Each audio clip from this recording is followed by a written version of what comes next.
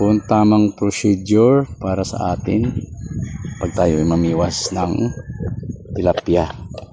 So itong method na ito ay bottom fishing. Meron tayong mabigat na pabigat, 20 grams. Yun ang napili natin na karapat dapat dito sa spot. And then yung hook natin ay size 6. Yan, ang ating pain ay ANC, African Night Crawler.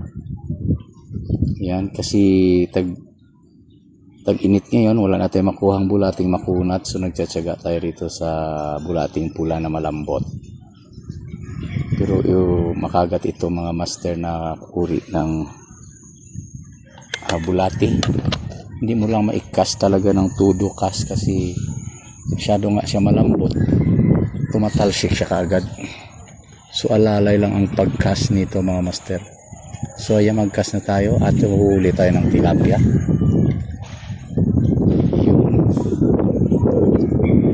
Yan.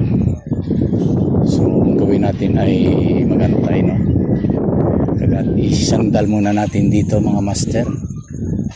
Yan, abangan na lang natin mamaya kung may kakagat.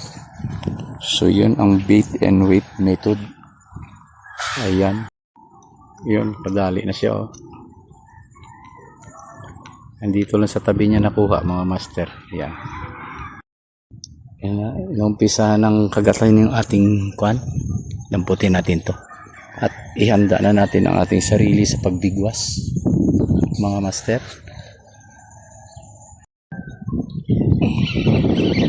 Ito na mga master. Nakadali na yata tayo.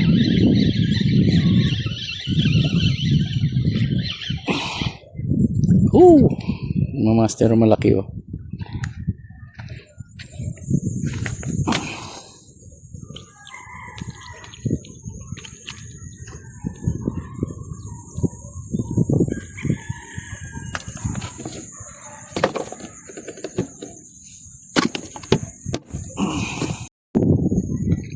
Ayan, bato tayo uli mga master. Nagload tayo uli ng pain.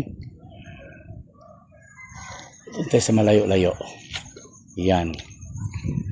So yun, as usual, bait and weight tayo. Opya.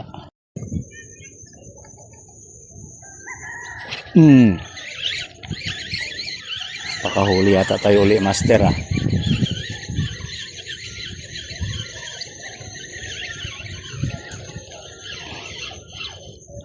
Ayan.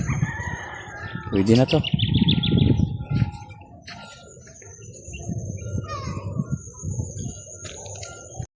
So yun mga master, maraming salamat sa panonood. Thank you sa ating mga followers and subscribers, sa ating mga star senders, at sa ating mga viewers, non-followers also. Sana nalibang namin kayo sa ating fishing adventure. So see you on next video natin. Thank you and God bless.